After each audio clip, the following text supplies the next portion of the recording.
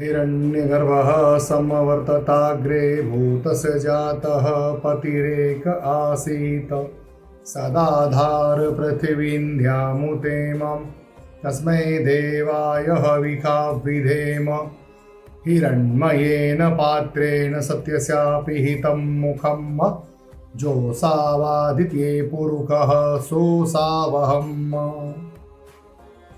Namaste.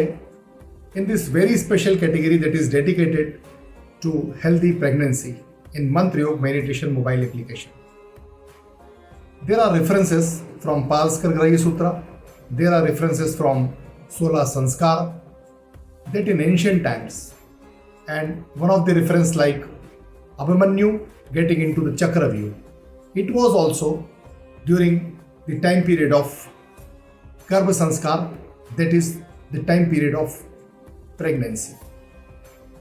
So the hearing of specialized sound frequency Vedic mantras along with Om chanting is very, very advantageous for the health of baby in future.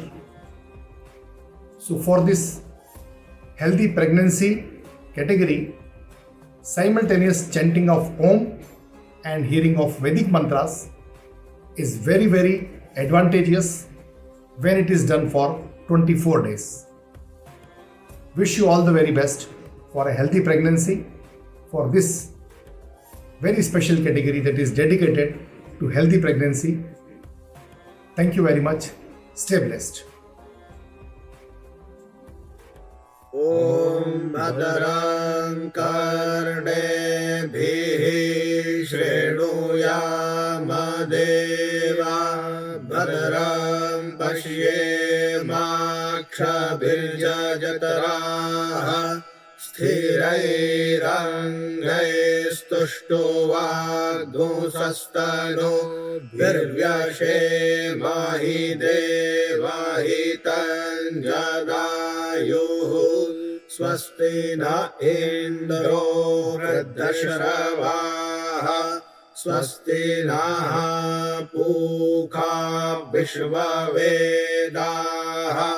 स्वस्ति नस्तारक्षो अरिष्टनेमिः स्वस्ति नो बृहस्पतिर्दधातु द्यौः शान्तिरन्तरिक्षगो शान्तिः पृथिवी शान्तिरापः शान्तिरोषधयः शान्तिः वनस्पतयः शान्तिर्विश्वे देवाः शान्तिर्ब्रह्म शान्तिः सर्वज्ञो शान्तिः शान्तिरेव शान्तिः सामा शान्तिरेधि जातो जातः समीहसे ततो नो अभयं कुरु शन्नः कुरु प्रजाभ्यो भयन्नः पशुभ्यः सुशान्तिर्भवतु। ॐ शान्तिः ॐ शान्तिः ॐ शान्तिः।